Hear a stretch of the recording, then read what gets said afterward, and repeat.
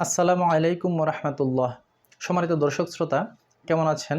আশা করি ভালো আছেন। আমিও ভালো আছি আলহামদুলিল্লাহ। দেখতে দেখতেই চলে আসলো আমাদের মাঝে মাহে রবিউল আউয়াল মাস। আমরা এখন অবস্থান করতেছি রবিউল আউয়াল মাসে। তো এই রবিউল আউয়াল মাসের 12 তারিখে যারা ফিরকায়ে বেরেলিবি তথা বেরেলিবি ফিরকার অনুসারী, এরা এই রবিউল আউয়াল মাসের 12 তারিখটাকে ঈদের দিন হিসাবে পালন করে।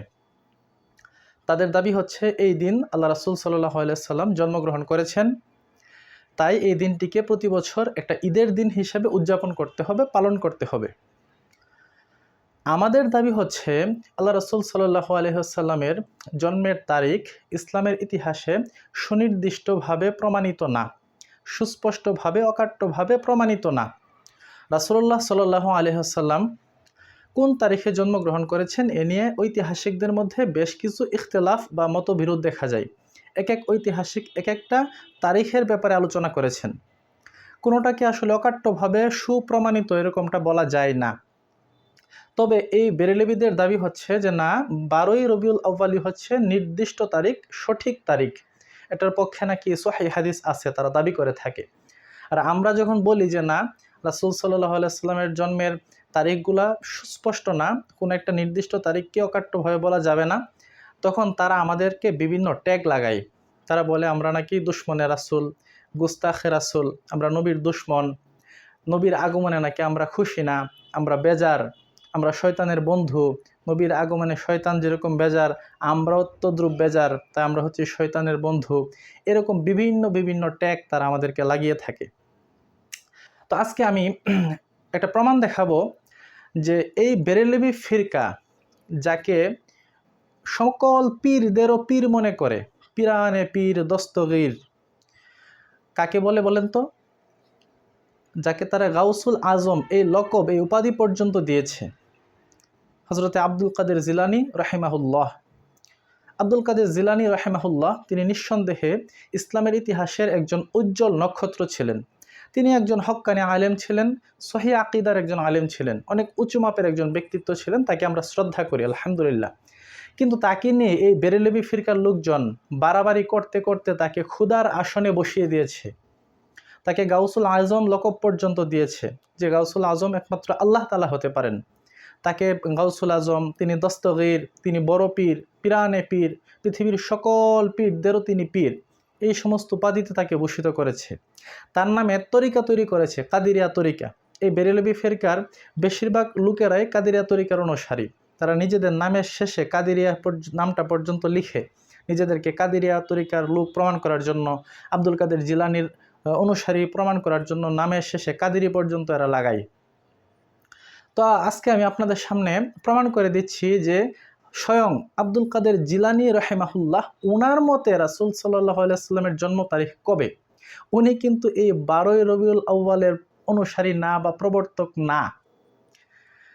দেখেন, আব্দুল কাদের জিলানীর মতে নবীর জন্ম তারিখ কোনটি?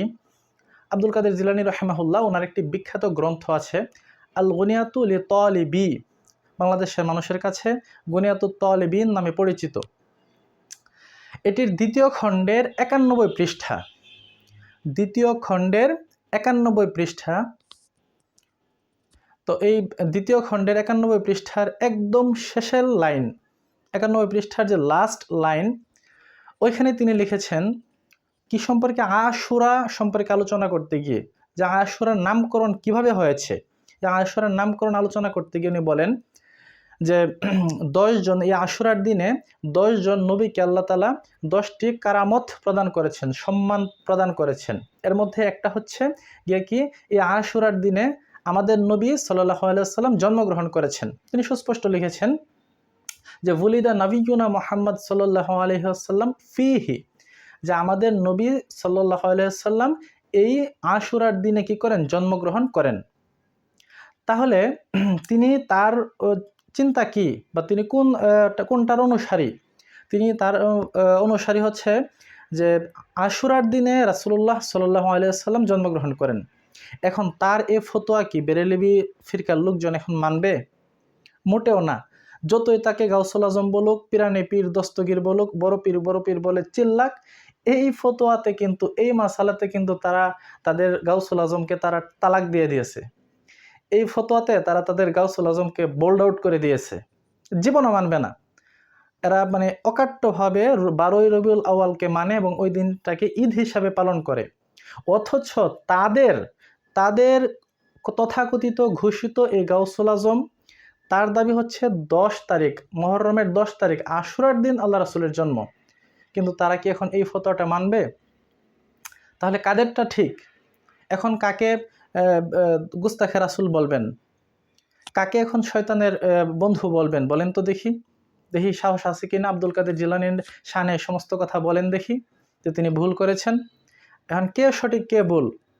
আব্দুল কাদের জিলানী সঠিক নাকি এই বেরেলবিরা সঠিক? এই বেরেলবিরা যদি সঠিক হয় তাহলে আব্দুল কাদের জিলানী ভুল, আর আব্দুল কাদের জিলানী সঠিক হলে এই বেরেলবিরা ভুল। তাহলে এই বেরেলবি ফিরকার লোকদের কাছে আমার প্রশ্ন, আপনারা এখন এই প্রশ্নটার জবাব দিবেন যে আব্দুল কাদের জিলানী ঠিক নাকি বেরেলবি ফিরকার লোকেরা ঠিক।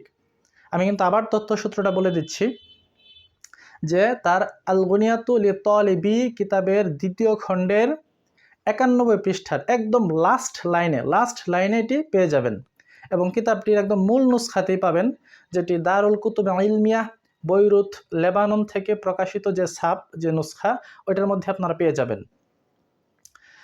তো এরা এই বেরেলবি ফিরকার লোকেরা এরা হলে একদম ভণ্ড, চিটিংবাজ, চিটার, টাউট। এরা আসলে মানে আব্দুল কাদের জিলানীর অনুসারীও না, কারো অনুসারী না। এরা হচ্ছে মানে নিজেদের স্বার্থ চরিতার্থ করার জন্য যখন যাকে ইউজ করা দরকার ইউজ করে, যখন যাকে বাদ দেওয়া দরকার বাদ দেয়। এরা যে ঈদে মিলাদুন্নবী পালন করতেছে, আব্দুল কাদের জিলানী তিনি কি জীবনে ঈদে মিলাদুন্নবী পালন করেছেন? দেখাতে পারবে তার কোনো গ্রন্থ থেকে, তার কোনো ইতিহাস থেকে? তো এরা যে নিজেদেরকে কাদেরিয়া তরিকার অনুসারী বলে চিল্লি মারে, তো এখন এই আব্দুল কাদের জিলানীর তার তরিকার মধ্যে, তার জীবন আদর্শের মধ্যে কি আছে? তিনি কি কখনো এই 12ই রবিউল আউয়ালকে ঈদের দিন মনে করতেন? বা এই দিনটাকে তার একটা ইতিহাস থেকে আপনারা দেখান তো যে এই দিনে তিনি ঈদ হিসাবে দিনটাকে উদযাপন করতেন। কই, তিনি তো করতেন না। এখন তিনি কি গুস্তাখে রাসূল হয়ে গেছেন? তিনি কি নবীর দুশমন হয়ে গেছেন? নবীর আগমনে তিনি বেজার, এখন সব ট্যাগ তাকে লাগান তো দেখি। তিনি তো এই 12 তারিখের অনুসারীই না, 12ই রবিউল আউয়ালের তিনি অনুসারী না। তিনি হচ্ছেন 10 মুহররম আশুরার দিনে আল্লাহ রাসূল জন্মগ্রহণ করেছেন, এই তথ্যে তিনি বিশ্বাসী, এটাই তার বইয়ে তিনি নিয়ে এসেছেন। দেখেন এরা কত বড় চিটিংবাজ, এরা কত বড় চিটার,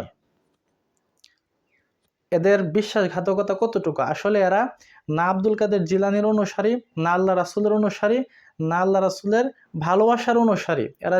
এরা যে আশিকে নবী আশিকে রাসূল দাবি করে, সব হচ্ছে এদের ভণ্ডামি। এগুলো জাতির সামনে আজকে স্পষ্ট হয়ে গেছে। সুতরাং এদের এই ভণ্ডামি থেকে আপনারা দূরে থাকুন, আপনারা সঠিক দিনকে বুঝুন এবং সহিহ পথে ফিরে আসুন। আজকে পর্যন্তই। তাদের আরও কিছু ভণ্ডামি নিয়ে আমি ধারাবাহিক কিছু ভিডিও বানাবো ইনশাআল্লাহ। আসসালামু আলাইকুম।